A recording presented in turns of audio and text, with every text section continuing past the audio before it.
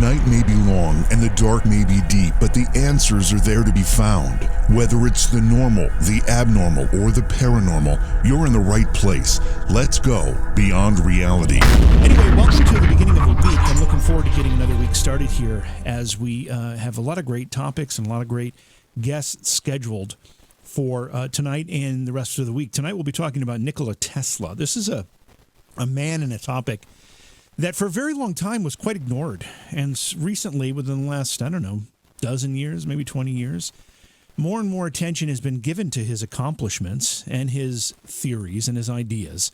And he's starting to get some of the recognition he deserves. And we're going to continue that trend tonight with Tim Swartz. And we're going to talk about his books that relate to Tesla, plus his research that resulted in those books. And find out a little bit more about his work and his, when I say his, I mean Tesla's work and his achievements and everything that he has done. So I'm going to get our guest on the line. We're going to be talking to, again, Tim Swartz tonight about Nikola Tesla. This is going to be a great conversation. Please support the program. Go to patreon.com/Johhaw. That's JOHAW. Tim, welcome back to Beyond Reality. It's really great to have you here with us tonight. Why, thank you very much, JV. It's great to be with you tonight. Let's get people reacquainted with you, because it's been a while since you've been on. You know, we know that you've looked into a lot of different topics, written about a lot of different topics, appeared on TV, radio, whatever it happens to be. You're well versed in this stuff. But what got you started to begin with? Where did the curiosity come from? Oh, wow. I first got interested in all of this stuff probably as far back as elementary school, when I was given an assignment. The entire class every week was given an assignment from a little kids' newspaper that Scholastic Books used to put out, and it was an aggregate of the week's headline news. And one time I was given an assignment to write about UFOs. I had never heard about UFOs, could have cared less about UFOs. You know, Indiana boy, I was interested in race cars, Indianapolis 500, things like that. So, I did my little paper and, gave the presentation in front of the class. And then I was pegged from that time on. I was the UFO guy. I was the person who believed in little green man and flying saucers and things like that. And but the funny thing that I noticed is over the years that people would make fun of you to your face, when everybody else was around. But then later they'd come back and they'd say, I don't believe in this stuff, but right. And it was those buts. They would tell me then stories about how their house was haunted, or their family saw a UFO when they were on vacation, and that's what really got me interested in this stuff. Not so much the stories, but the way that the people would come to me with these stories. The majority, they weren't interested in publicity or anything like that.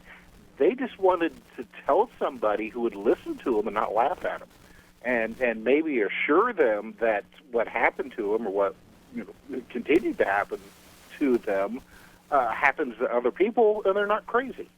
And through the years, I have found time and again, that same kind of situation coming up. People will come up to me, at when I do like a lecture or at a conference or something like that. It is the same situation.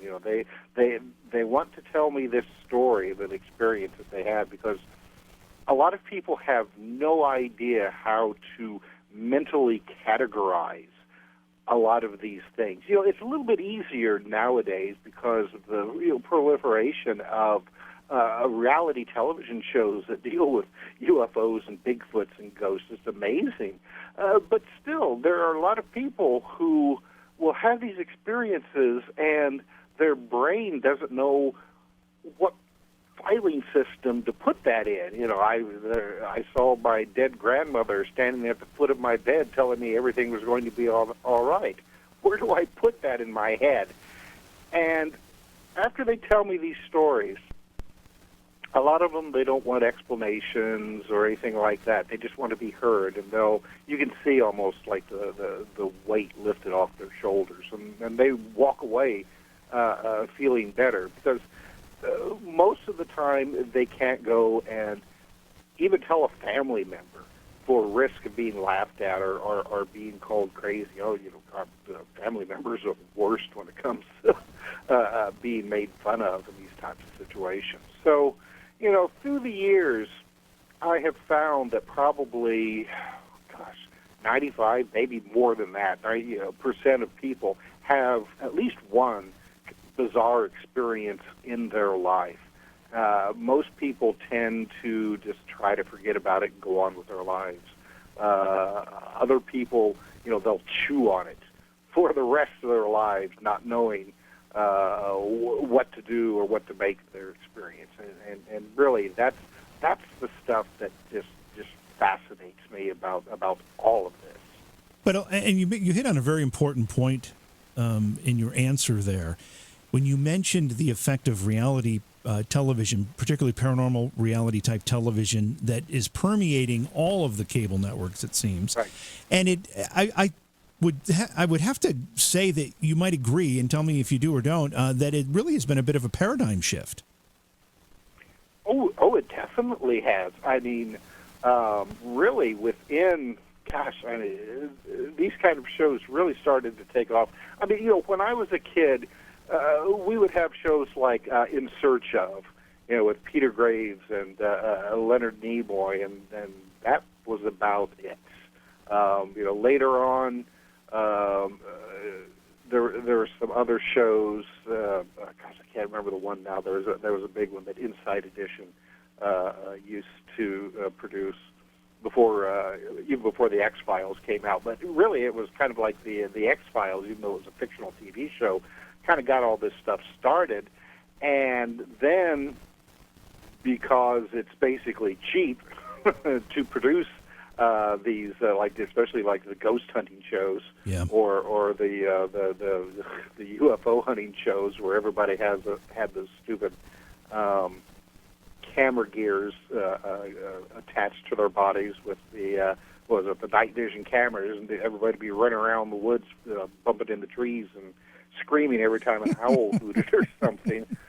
But it did generate views, and it did get people thinking about the reality of these kinds of experiences, whether it is, ghosts or UFOs or even hunting for Bigfoot. And I think people now are a little bit more likely to accept the possibility that the things that 10, 20 years ago they'd be laughing till they fell to the floor about. And so yes, you're right. I mean, it has been a big shift in the acceptance of the paranormal and the unusual.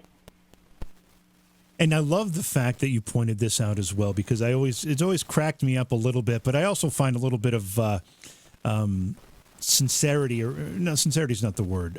Charm, I guess, is the word in these stories. But I frequently will run into people that'll say, usually it's ghost stuff, because that's really what my history has been involved with. But it can be anything. And they'll say, yeah, that's a bunch of garbage. I don't believe in any of that. But when I was 8 years old, I saw my grandfather standing at the end of the bed, and he died 2 weeks earlier. They always have a story. Everybody seems to have a story of some kind. Right. Yeah, that's and that's the funny thing about it, is that they may laugh at other people who talk about these kinds of experiences, but they take their own extremely seriously. Right.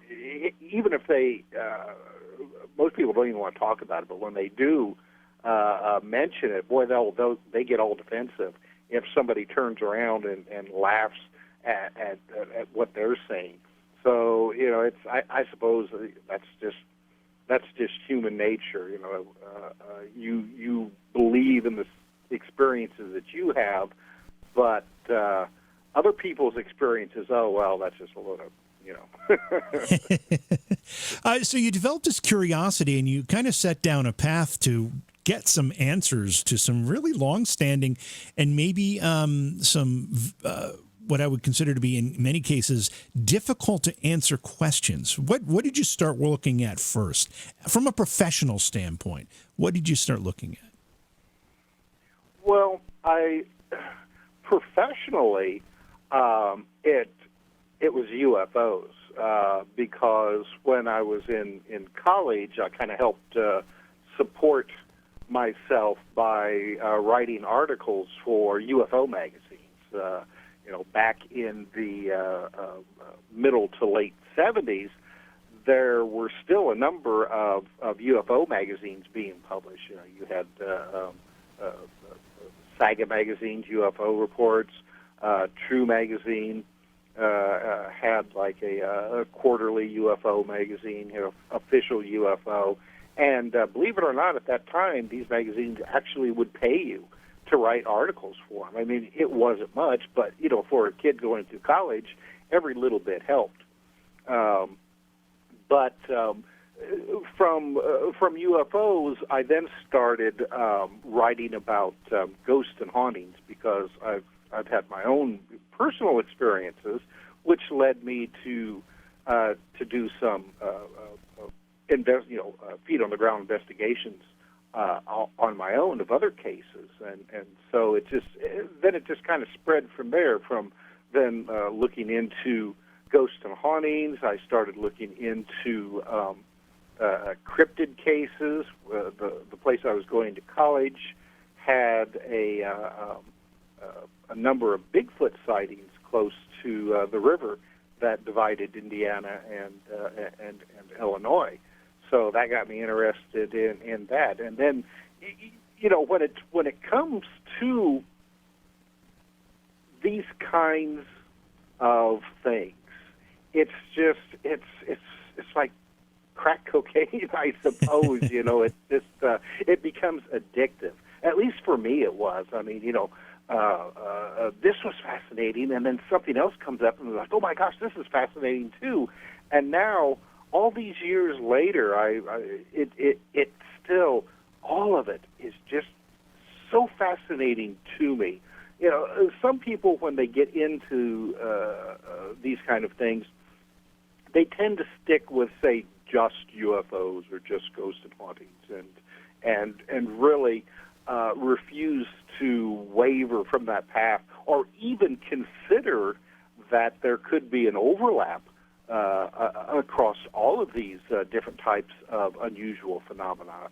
But see, for me, it is completely different. Since I became interested in everything, I began to see that there was this really interesting overlap between, say, like UFOs, ghosts, and even Bigfoot and other types of cryptids.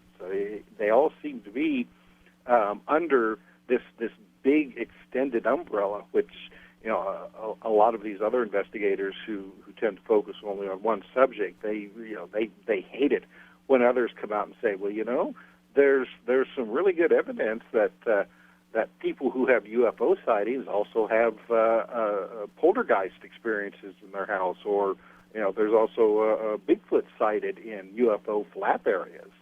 And a lot of these researchers will, when they get these types of stories, they either won't include them in their files, or else they'll kind of like edit out some of these other parts of the reports because it doesn't fit within their narrow viewpoint. And I like to approach these subjects with the idea that I'm not here to edit any of this out. I'm going to take it all in and report it as it's given to me, and then let the person who reads it or listens to it decide for themselves.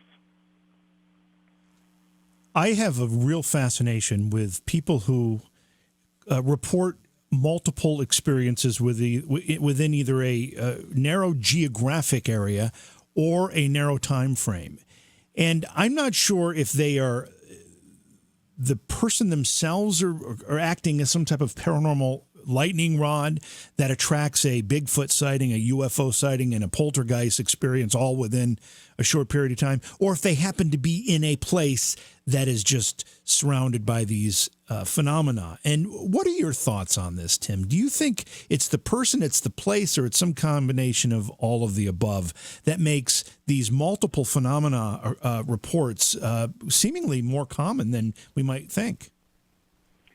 I do think that it is a combination of all of the above.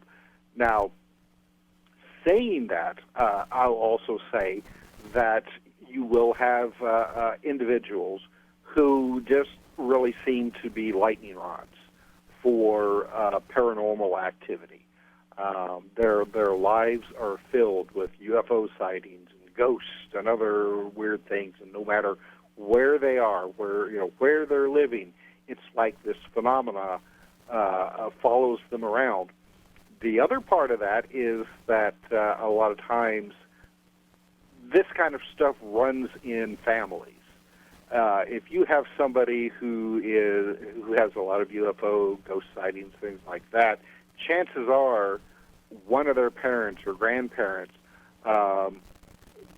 also had similar experiences like that. You see that sometimes in UFO abduction reports.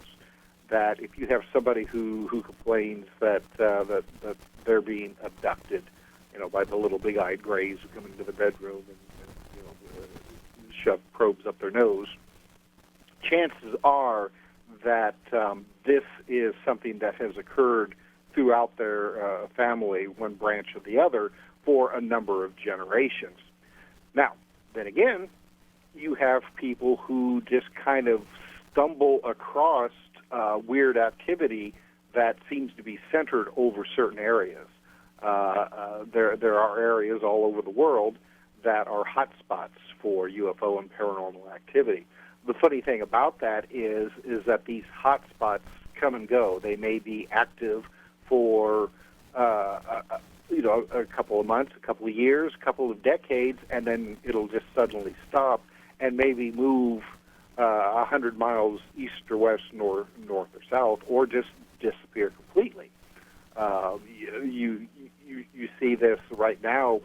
Pennsylvania and is a very big hot spot and has been for a number of years, dealing with all kinds of weird things, UFOs, cryptid creatures, and bizarre cryptid creatures. Too, things that look like that they've jumped out of the outer limits or something. Not just, Bigfoot or things like, dogmen or dogmen with wings or what was one? Like the screaming devil monkeys is a good one that seems to be going on. That from like southern Pennsylvania into West Virginia, Kentucky, places like that, where people are reporting these large chimpanzee type monkeys that just suddenly leap out of the forest and onto their car, but they're like they have rabies or something, just mouthfuls of impossibly long teeth and glowing red eyes, just totally bizarre stuff. So, again, I think it's a combination of a lot of different things where people seem to be haunted, but then again, there are haunted locations as well. If you just happen to stumble into the wrong place at the wrong time, you may run into something. Tim, you got an interest in Nikola Tesla along the way too. What was it about Tesla's story that put it into the same category of everything we just talked about? I mean, we talked about things like screaming devil monkeys or whatever you just said, and Bigfoot and UFOs and ghosts and poltergeists, and now we have Nikola Tesla. How does that fit into this sphere of curiosity that you have? I used to work for a television station in Dayton, Ohio, in the early 1980s, and one of my jobs was to go to Wright-Patterson Air Force Base, which is right there next to Dayton, and once every couple of weeks or so, a producer and myself, we would go and check in with the press liaison there to see if they had anything interesting going on that we could do a story on, that we could do a report for one of our newscasts. And Wright Patterson was always very helpful and always very willing to provide something interesting for us. And one day when we were there, the lieutenant, I think that's what his classification was. He was going through his files trying to find something, and he made this offhand remark. He said, we're doing some research based on the work of that mad scientist Tesla, but I can't really talk about that right now. And then went on, to something else. And at that point, I don't think that I had ever heard of Nikola Tesla before. If I had, it hadn't stuck at that point. But that name, Tesla, mad scientist Tesla, I was like, well, what's that all about?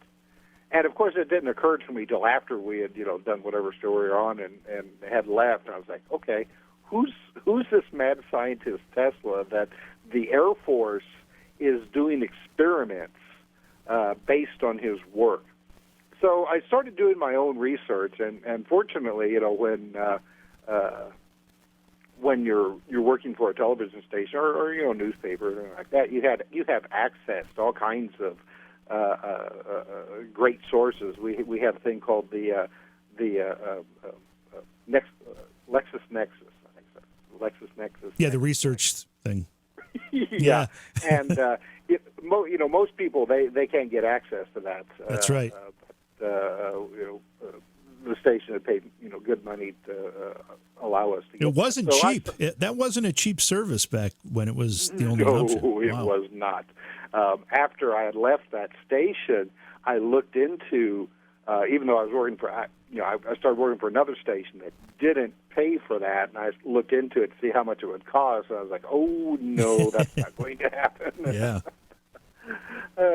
But then that's when I started discovering more about Tesla, and again, this would have been like the early 1980s, and there still was not a lot of information to be had, mostly from some like electronic journals and things like that. There was a couple of reports from the Getty News Service from the early 40s on Tesla's birthday, because every year before he died, when he had his birthday, he would give like a little press conference, and the local newspaper, New York newspapers, would do a story on him.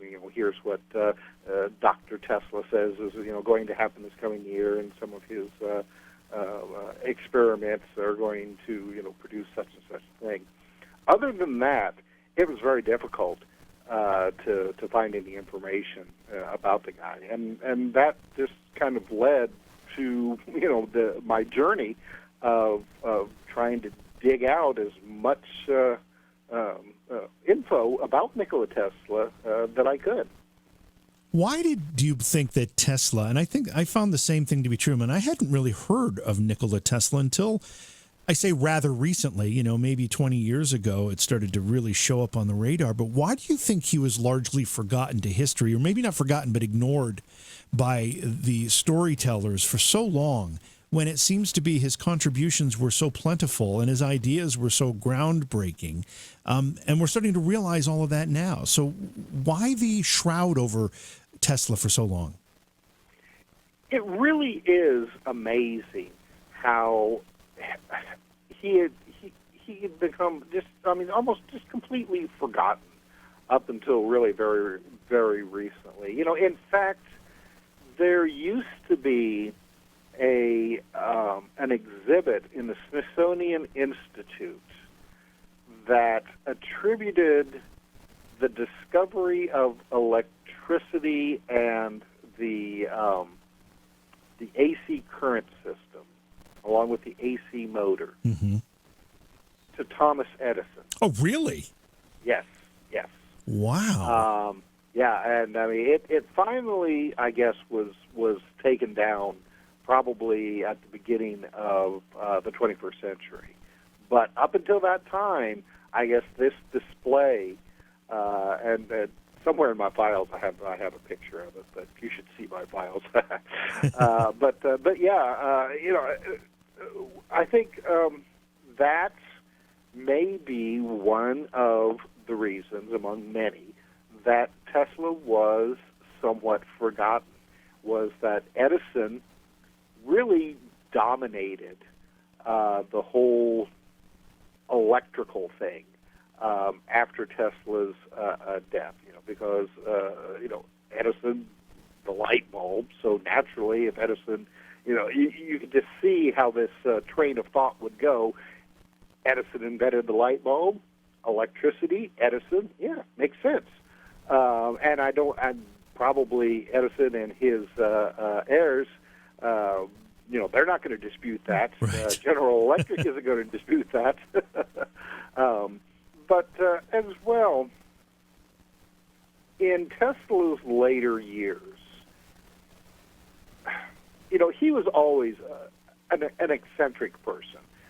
Not so much when he was younger, but as he grew older, I think that that eccentric side of him that he possibly managed to keep down a little bit when he was younger, as he got older, became more and more predominant in his personality. He became a loner. He did like, as I said earlier, he did like to have his press conferences on his birthday, but people nowadays would say possibly that he sat somewhere on the spectrum. If you know what I mean. Right, sure. Mm-hmm. Right. So, I mean, for instance, he detested pearl necklaces on women. For some reason, I mean, it was just like, it just sat wrong with him, and he couldn't bear to look at that. He was extremely fastidious.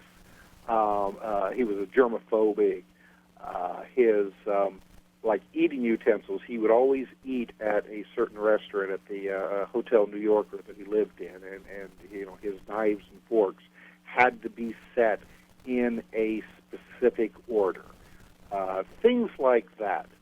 And so by the time that he was elderly, a lot of his great work had mostly been forgotten about. And so after he passed away, he really just, his name just kind of fell into oblivion. And this, now you have to also remember that Marconi had been awarded the patent to, claiming that he invented radio. That's right. Even though it was Tesla who had previously had several patents along these lines. And it wasn't until after Tesla had passed away that the patent rights were taken away from Marconi and given back to Tesla. But even then, he was already being forgotten about, at least by the general public, because there were a lot of laboratories, especially government-based laboratories, who were continuing to work on things that Tesla had been working on, developing over the years. And of course, that's the other fascinating aspect about Tesla's life, was that even though publicly he was declared a crackpot, a crank, a mad scientist, yet years after he died, there were still all kinds of research and development being done on Tesla's ideas and inventions. Yeah, that's a fascinating part of his work as well, because it certainly survived his death, and the ideas were valid enough that people continued to work on them, and many are still being worked on today. Let's go back and talk a little bit about Tesla's life before I know he went to work for Thomas Edison, but was he? I don't remember. Was he an immigrant to this country? Give us a little bit about his background. Sure. Well, he was born in 1856 in the what was then the Austro-Hungarian Empire. He was Serbian, so I mean he was born in the area of what used to be called Yugoslavia, right, which is now split up into a number of different countries. And even at an early age, he showed a real penchant towards science and invention and engineering, and his father was an Orthodox priest and had hoped that Tesla would become a priest as well. And Tesla made a deal with him one time. Tesla had gotten extremely ill once, and his father thought that he was going to pass away, and because he thought that Tesla was going to die, his father said, "Okay, if you live, you can go off to university, and I won't bug you anymore about becoming a priest." Well, Tesla lived, and so his dad allowed him to study in Austria, Hungary, places like that, right. Because he excelled so much and impressed his professors.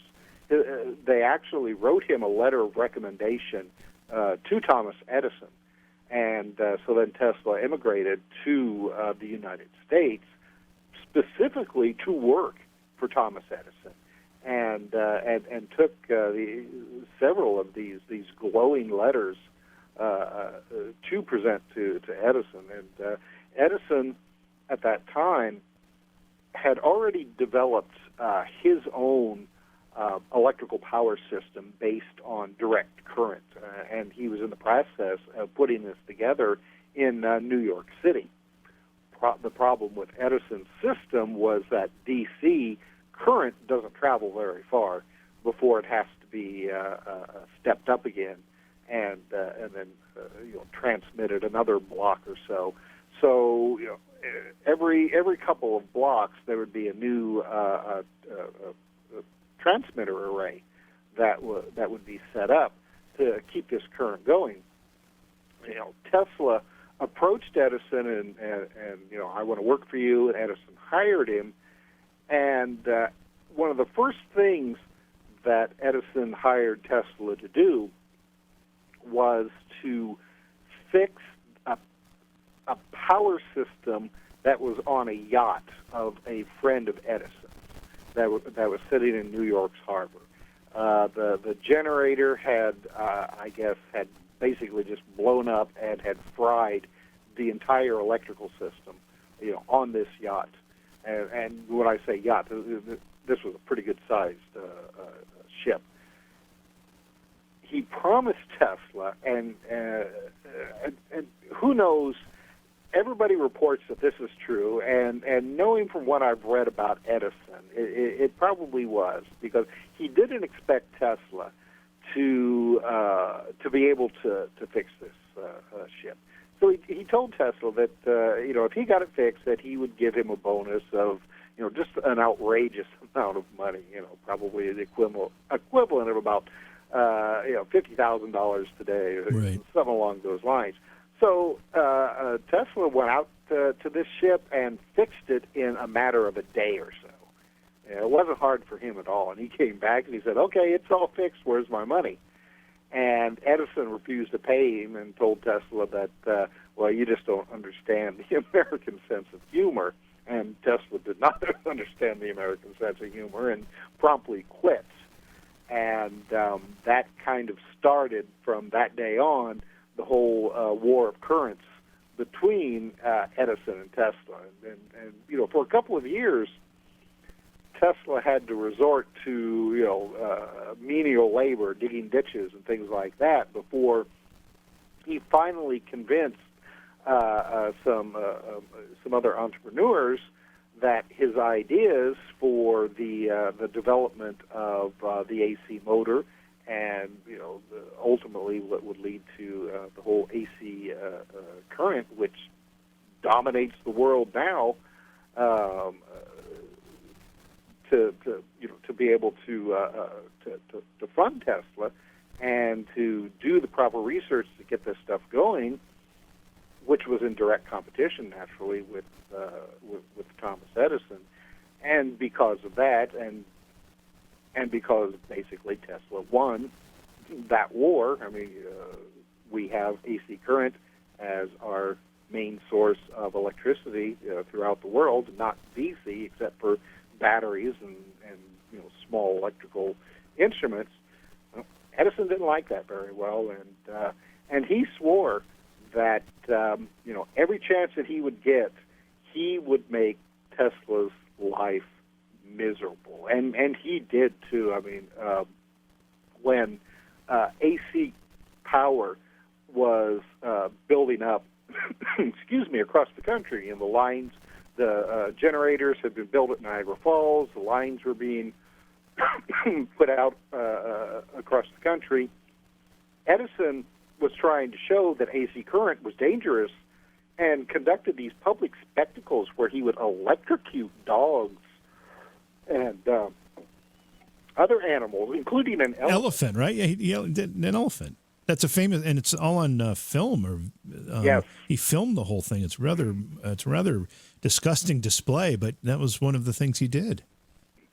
Well, and in fact, the first electric chair, to kill a prisoner, was built by Edison as an attempt to show to the public that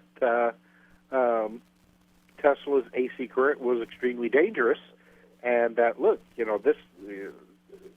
We're going to fry these prisoners, these human beings, using AC current. And and you want it coming into your house? How stupid are you? Ultimately, though, none of Edison's dirty tricks worked. And Tesla's ideas, when it came to the AC motor and alternating current, did prevail, at least through Tesla's lifetime. I mean, like I said earlier, we still have our electrical grid, our electrical system based on AC current, but Edison's name ended up being a lot more well-known than Tesla. It's so, Bart. Well, I mean, Edison seemed to be a consumer electronics pioneer in addition to some of this more industrial type stuff. I mean, things that we recognize today as household miracles came from Edison's studios and his work. But I think now might be a good time, Tim, to differentiate, just so people know. We talk about AC and DC pretty freely here because we know what this story is about, but folks might be saying, what does AC/DC mean? What are those? What's the difference between those two? Can you give us a sense of what we're talking about and why the two are different? Well, a little bit. I mean, I'm not too much of an electrical engineer, but okay, DC stands for direct current, all right, and AC stands for alternating current. But as for exactly the idea, for alternating current came to Tesla, and I have to admit, this is a fascinating story and a fascinating aspect about Tesla, and I would be remiss if I didn't mention this.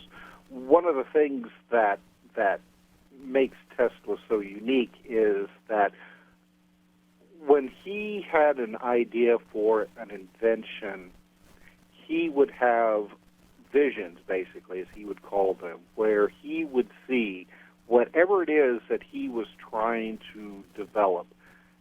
They would appear, he said, right in front of his eyes. And for his descriptions, they would sound almost like a hologram. He could see this, the item. And when he first conceived the AC motor, this is what it was. He saw this AC motor appear in front of his eyes. Mentally he could turn it around in any direction. It was like 3D. He could take it apart and see all the components, and that's it was then up to him to actually take this vision and make it a reality. And when it came to the AC motor, it actually worked. Now, let's see. AC motors before Tesla, they were laboratory devices, curiosities. They never ran smoothly because they were poorly designed. And in fact, one of Tesla's professors told him that an AC motor was basically just a perpetual motion device, and to not even bother with it. Direct current was what everybody was expecting was going to be, the big thing. Direct current motors have one obvious drawback, though. Reversing current direction through magnet windings can happen only with some sort of switching that swaps current direction end for end. This is normally done, from my notes here, by applying power through a pair of stubby contacts called brushes that ride against a spinning rotor shaft against a ring of contacts. Thus, it's always rotating its connections with the brushes, sending current through the rotor windings first in one direction, and then the other.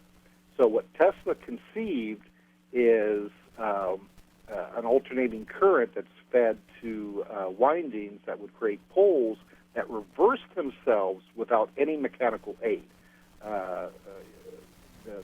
Remains motionless in its fields, and in fact swirling around its interior from one pole face to the next. So, I don't know if that's a good explanation to that, but I'll just say that AC current tends to be a lot more efficient, and even though it has a lot higher power, it can travel a lot further than DC, which is really, we now know, is basically better for smaller instruments that don't require the current to travel very far. I don't know if I explained that very well, but yeah, you did, and better than I could have, which is why I let you do it instead of trying to do it myself. We're talking with Tim Swartz tonight. His website is easy to find. It's conspiracyjournal.com. A lot of books to his credit, including The Lost Journals of Nikola Tesla, Tim R. Swartz's Big Book of Alien Encounters, Geff the Talking Mongoose, America's Strange and Supernatural History. There's quite a list there, Tim. When we talk about Tesla's early years and his rivalry that developed with Edison, when Tesla had ended up leaving Edison's employ, and he found some money and some backers from other people, and there's some pretty notorious people involved there, weren't there? Oh yeah. Well, when like I said earlier, when Tesla first left the Edison company, he had a pretty hard time of it. He basically just kind of did odd menial jobs. Like I said, he even went and dug ditches, and he finally started finding some backers for his ideas. First of all, because Edison was dominating this whole business, and there were other entrepreneurs who were like, we see the potential for money here. We just need to find somebody who can go against Edison's ideas. So some of Tesla's backers were people like J.P. Morgan, John Astor, Lord Rothschild and W.K. Vanderbilt. These were the people that eventually started paying Tesla to build a laboratory in Manhattan and to start doing the research to take his AC motor and to make it bigger and better. Tesla's idea was that he was going to take these generators and build them at Niagara Falls to generate electricity that could then power the country. Now, you have to remember, this was in the late 1890s, all right? This sounded incredible to most people. Right. Okay, you're gonna harness the falls at Niagara, at Niagara Falls to generate electricity and power New York, Buffalo, places like that. Yeah, you're crazy. J.P. Morgan didn't think he was crazy. J.P. Morgan was willing to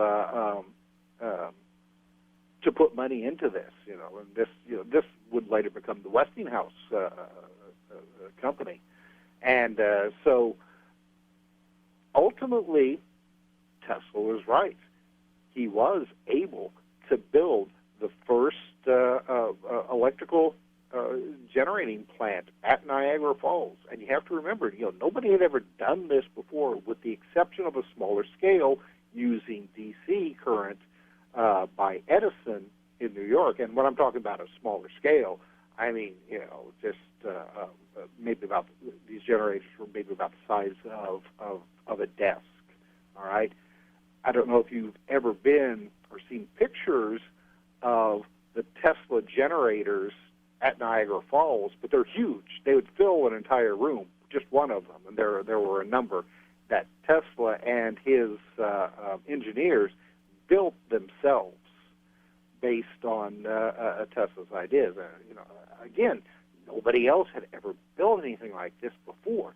So, here is this young upstart who was able to take this this money that had been given to him and build this marvelous electrical generation system at Niagara Falls, using the force of the falls to generate electricity. It had never been done before, and it was just this fantastic thing.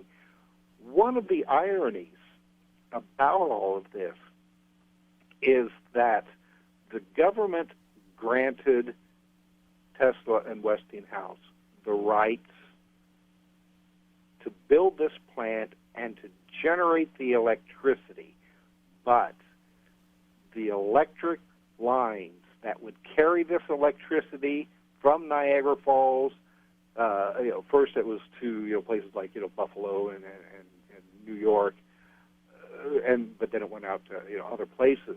The company that was awarded to build these cables was the Edison company. And that really, that ended up kind of smacking Tesla in the face, because the Edison company really put the screws to Tesla and Westinghouse on this. They charged out the wazoo for these things, and there was developmental delays, and they took their sweet time putting things up, and it was because of that Tesla started working on his idea. Well, maybe there's a way that electricity could be transmitted without the use of cables. So thanks to Edison, even though Edison never realized it, thanks to Edison, this put that spark into Tesla's head that maybe there was a better way to send electricity from where it was being generated to your house or business or anything like that. And that's a great transition into this idea that Tesla had regarding what a lot of people think of as free electricity for everybody. That's kind of the way he described it. And he was put a lot of his energies into building a facility that never operated, but that was supposed to be designed to do exactly what you said, create abundant free electricity and deliver it in a way that didn't require electric cables. Talk a little bit about this. Well, after the success of the power plant at Niagara Falls and the success of AC current, which made Westinghouse and Tesla a lot of money. I mean, they were extremely rich, and Tesla was rich as well. I mean, he was given royalties from I can't remember how much it was, but every volt of electricity that was generated by this facility, Tesla would get a royalty, from that. So I mean, Tesla was getting a lot of money, but it still stuck with him that you could generate this electricity, but you still have to have these cables to get them to where you needed them to go. So eventually, he moved for a while to Colorado Springs, Colorado, in around 1898, with the sole purpose of seeing. First of all, he had the idea, first of all, that there could be a way that you could harness electricity from the air, from like thunderstorms and lightning and things like that. So Colorado Springs, due to its location, lots of thunderstorms, lots of lightning, and it was a good place to do these kinds of experiments. Unfortunately, he was never able to make that aspect possible. Lightning, static electricity, almost impossible to harness. But he was also working on the idea that using a type of, and we really still don't quite understand how Tesla was going to do this. He knew how, but that unfortunately has not come down to the rest of us over the years. And he perfected this idea using some kind of resonating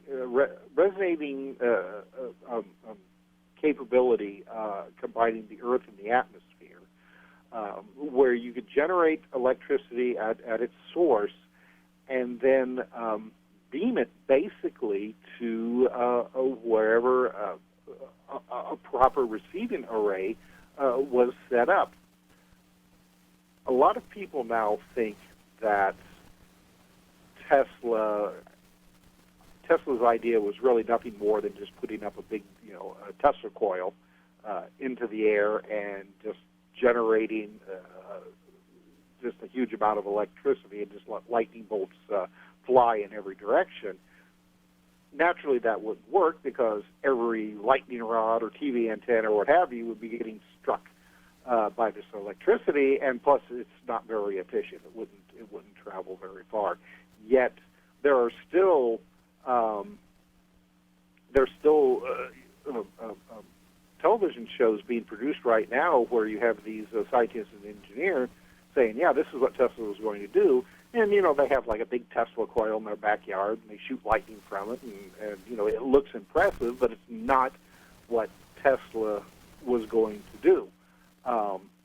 Unfortunately, because of the problems that Tesla had with the patent office and with other people stealing his ideas, when Tesla would make a file for a patent, he would only include just enough information to get the patent, but he wouldn't include everything. All right? And this was especially the case with his wireless electrical system. We don't know exactly. There's you have paper A, paper D, the paper C, is missing.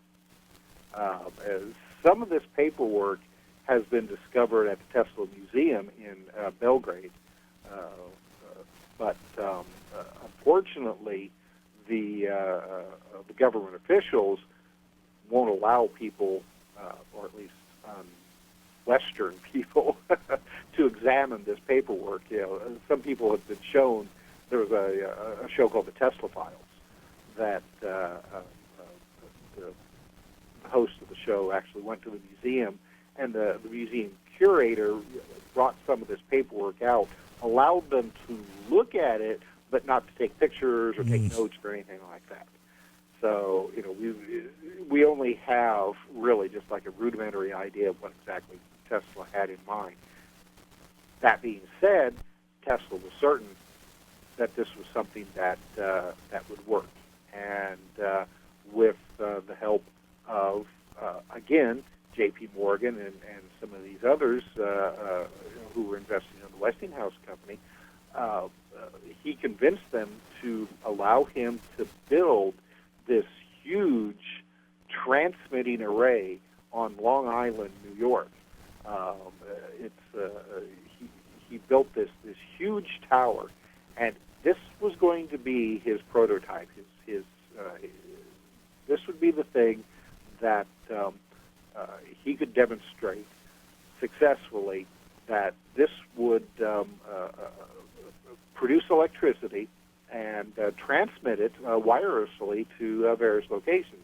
Now, Tesla's idea was that this would be something, our modern cell phone system is very similar to what Tesla's idea was, with the exception that these arrays would actually generate electricity, at the locations, and then transmit them, say, to the next array, and then so on and so forth. Everybody in between these areas would be able then to pick up this electricity.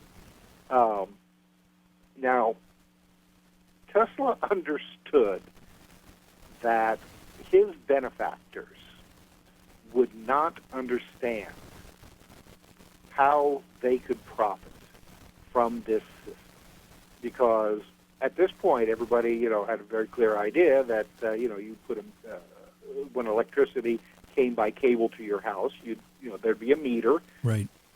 You'd use that meter to record how much electricity you're using, and then, you'd be charged for it. I'm sure that Tesla had ideas on how people would be charged for this, but he was fairly certain that J.P. Morgan and the others wouldn't understand this. So Tesla kind of hid a little bit what this transmitting tower was going to do. He instead said that this was going to be the first of an international radio system, wireless telephone, as he called it, or, that you would be able to transmit telephone signals, radio signals, all over the world, starting with this one array. Again, you'd have others scattered all across the planet. Tesla even said that he would be able to transmit television signals. I mean, they were already thinking about television in the late 19th, earliest 20th century. But he kind of fudged a little bit on telling them that, and also we're going to transmit electricity to power houses without wires. So once J.P. Morgan and the others found out that this was going to be a system that also transmitted electricity, Tesla's fears were confirmed. They could not conceive how they could profit from this. If everybody was going to get electricity without cables, how are we going to make money off of it? And they pulled their funding. The Tesla Tower was only partially completed at that time. It still needed, it had a dome on the top of it that was going to be covered in copper plates. And there was also it was going to be at first, a coal-driven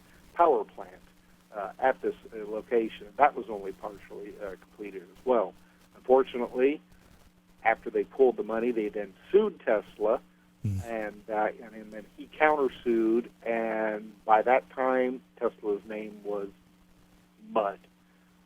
Nobody would deal with him. J.P. Morgan and the Westinghouse Company accused Tesla of being insane, that he was developing something that would never work, and if he wasn't insane, then he was a con artist. And it just, for a lot of years after this debacle, nobody would hire Tesla. His newspaper accounts called him a mad scientist. There's that name again, and it just totally ruined him. Even though his system more than likely would have worked, and if they had allowed him to continue with it, not only would they have become even richer, probably this planet today would be completely different than we have now. Tim, I've got to ask you, that's quite a statement, though.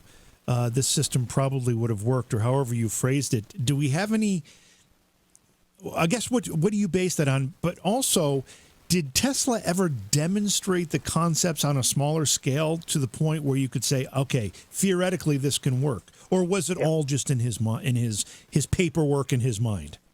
No. Oh, he did when he was at Colorado Springs, Colorado. He did, have a number of demonstrations to show that it would work.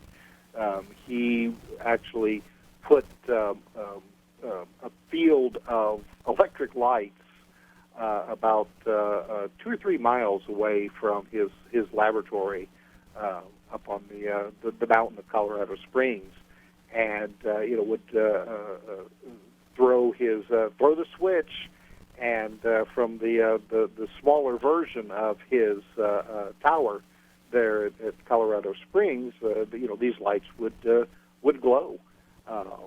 Now, at first, he had trouble fine-tuning the system, because again, it probably is working on some kind of resonating system that uses both the ground and the atmosphere. And when his earlier experiments, it was like some of his detractors say. You had people miles away would get electric shocks when they would touch the doorknobs of their houses, and in fact, at one point, he accidentally blew out the generator at the Colorado Springs electric company, which Tesla kindly fixed, himself afterwards. However, after he fine-tuned this and was able to get a better understanding on the frequencies that were required for this system, it worked time and time again, but without causing an outflow, so to speak, of electricity into places that shouldn't be picking it up. Only the antennas that were erected both up in the air and into the ground would receive this electrical energy. And so, Tesla was certain that this would work on an even grander scale. And again, you read a lot of people who have reported about this system, and they fail to mention that the transmitting tower that Tesla had put up in Long Island, New York, was not going to be the only one. Nobody really quite knows how many would be, required. Again, it's probably kind of like cell phone towers. You have them, at so many miles away from each other. It probably would have been a similar situation with the Tesla towers.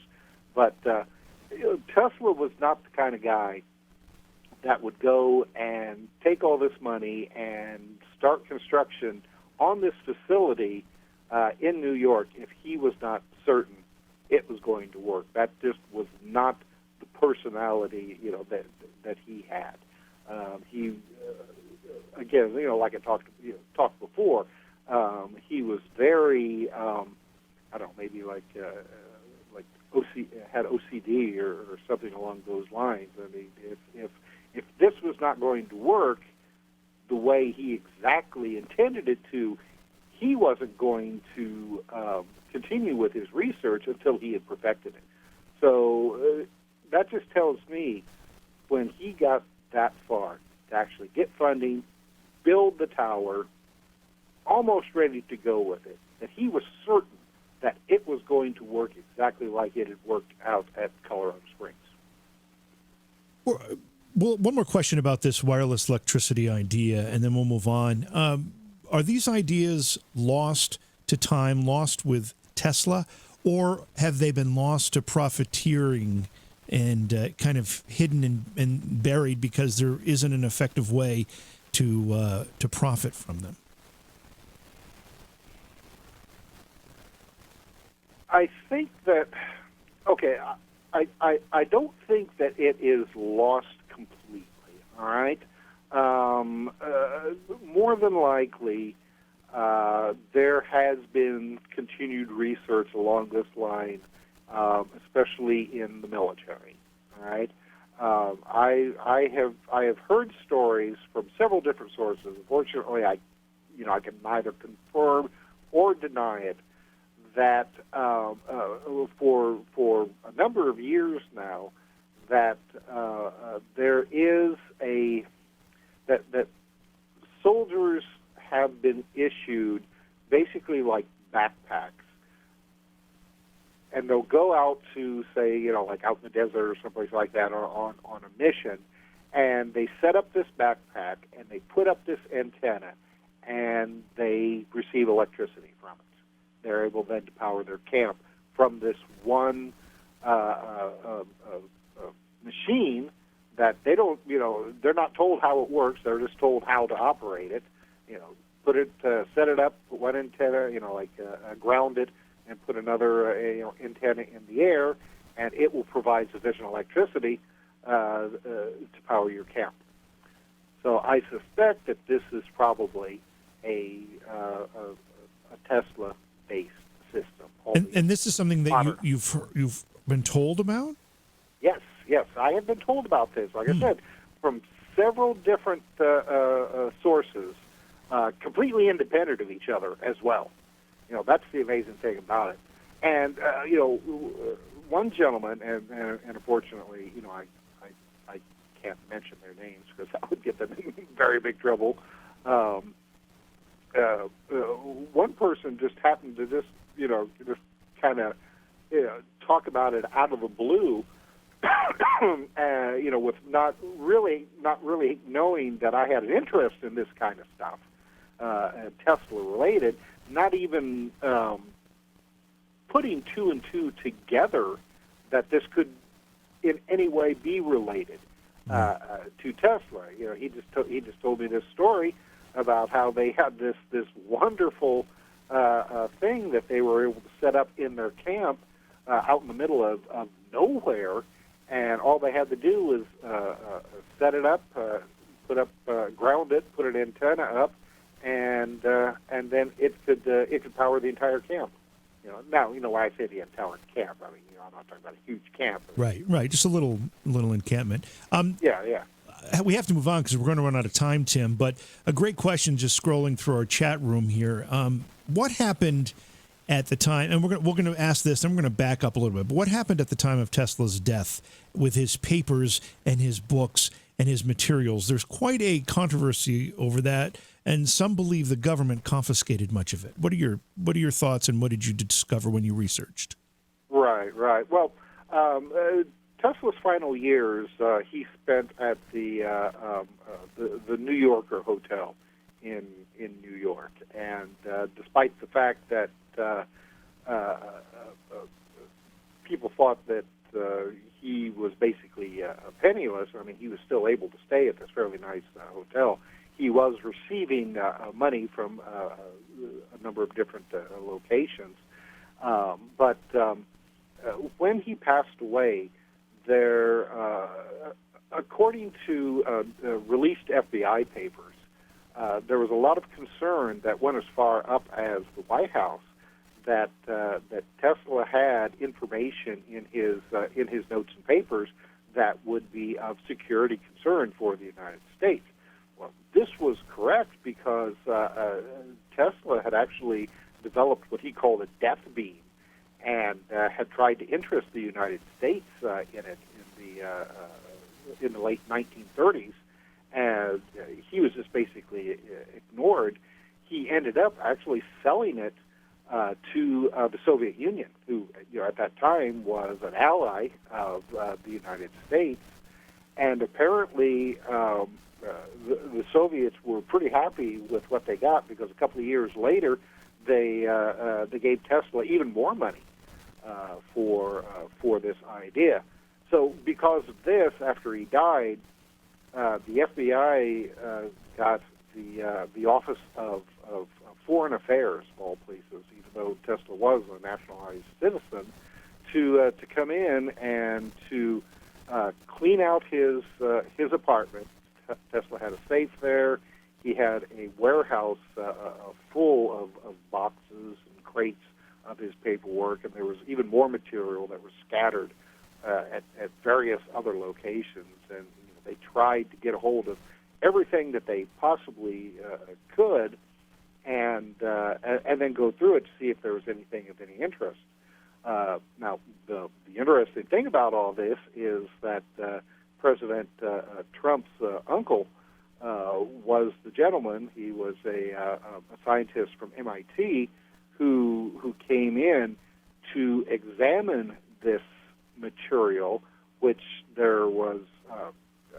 I couldn't even begin to tell you. I mean, they say that there was like maybe more than a railroad car full wow. of boxes of material. This guy went through this material in less than 2 days, and then wrote a letter saying, "Nothing to see, folks. Nothing to see here, folks. Move along." And then a lot of it just then disappeared. Some of it disappeared into the top secret files of various military laboratories. Some of it ended up at Wright-Patterson Air Force Base. A lot of it in the 50s, for some reason, was released to the Tesla Museum in Belgrade. I have no idea why the United States government allowed that to happen, unless they had made copies for themselves and then just let what they thought possibly wouldn't be valuable stuff to the museum. So it's just mystifying to me. So we don't know what exactly was in this material, because there was just so much of it. But there was a lot of interest in the military to get a hold of it and to keep it secret. You would think that by now, if this stuff was of no interest, was of no scientific value, Mr. Trump said that most of the material was, as he put it, was philosophical in nature and not scientific. You would think that if this stuff was that way, that it would have been released right now. At least, at least copies of it would be available. Nope, none of it. Some stuff from private collections or that was discovered, just by chance, in somebody, people's basements and attics. That's all. I mean, it's just bits and pieces. So we really have no idea just exactly what kind of amazing stuff is yet to be found. As we wind down our discussion here, we've got a few more minutes, but there's been also speculation that maybe Tesla's death wasn't entirely natural. Any ideas? It probably was. I mean, Tesla was. I mean, he was pretty old at the time. He was well into his 80s, and in fact, the previous year he had been accidentally struck by a taxi cab when he was crossing the street. So he wasn't in the best of health. So I mean, I dare say that his death was natural.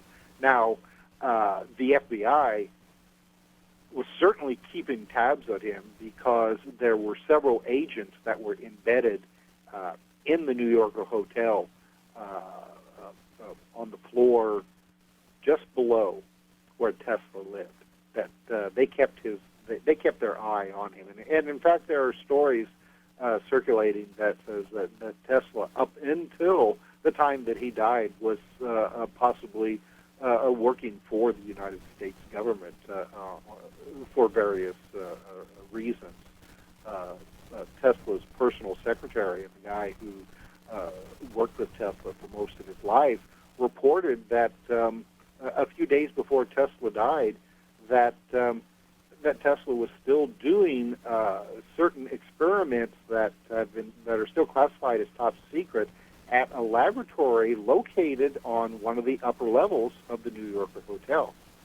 So that was some really interesting information, considering that for years people have said that Tesla was broke and that he spent his last days just feeding pigs to the park.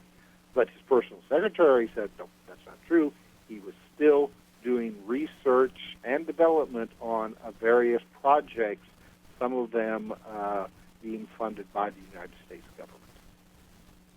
Tim, you have several books here about Tesla, The Lost Journals of Nikola Tesla. Explain how your books are laid out for people. Oh, my gosh. Well, The Lost Journals of Nikola Tesla was the first one that I wrote. I started writing it in 1999. It was released in 2001. There have been several updates to it since that time. So, I'm discovering new information all the time and adding updates. So it's probably coming due to have a new one. And believe it or not, that book has not been out of print since that time. There's still an amazing interest in that one. I've done there was another one I did called Men of Mystery, which dealt with a guy by the name of Otis T. Carr, who in the 1950s and early 60s had developed a flying saucer type of device that he said was based on some of Tesla's anti-gravity designs. And he said that this was going to be a device that could fly to the moon and back in just a matter of a day or so. And so that's an interesting book. I wish that one has gotten a little bit more attention, because this is another guy that has kind of people have kind of forgotten about. His device never flew because he was arrested by the government and accused of frauding people using bad stocks and bonds and things like that. So it's a fascinating story as well. And if we get an opportunity, do you think there will be any group of scientists, any scientific research facility that might finally crack the code here, if you will, to determine how Tesla was going to finish this project and actually be able to do what he said he was going to do with electricity being transmitted like radio waves? Do you think there's a group of scientists that'll actually be able to figure this one out? Well, I think so. It's just a matter of whether or not, if by earlier stories about possible military development of these ideas, if you have a laboratory that comes up with something similar, they may run into a roadblock because the military or a laboratory, supporting laboratory, may have already issued patents along these lines, and they'll find that they can't issue a patent for what they're working on, or even more frightening, they'll find that all of a sudden the men in black are knocking on the door saying, you can't go any further with this. Right. It's top secret. Yeah. One more chat question that I find curious, and I don't know what the meaning is to this question. You hopefully will Tim, but the question is, has Tim reached out to Bob Lazar about any pages or research he knows of Tesla? I've talked to Bob Lazar, but Lazar has never really talked that much about Tesla, and I know where they're going with this. But as far as I know, Lazar has never talked or expressed that much interest, in Tesla's work. And again, it may be a situation where, coinciding developments of technology, the people may not realize that they are working or developing something that Tesla had been working on, or even had gone as far as to have a patent issued 100 years ago. Well, it's a great discussion, as always, Tim. I'm glad you agreed to come back and have this conversation with us, because Tesla is a fascinating character, and I think as time goes on, we'll start to understand him a little bit better. He remained such an enigma for so long, and I think we're starting to, some of those clouds are starting to part, and we're starting to get a handle on who this guy was. Yeah, I'm always interested to hear new people coming out and saying, "Oh my gosh, I just discovered this guy Nikola Tesla and all the wonderful things that he's done." So as the years go by, it's just it's heartwarming for me to see his name just getting out there more and more. Well, your work in both the books you've written plus appearances on shows like this helps get that word out. So, Tim, thanks so much. Look forward to having you back again real soon. My pleasure. I had a great time tonight, and I hope your audience enjoyed it as well.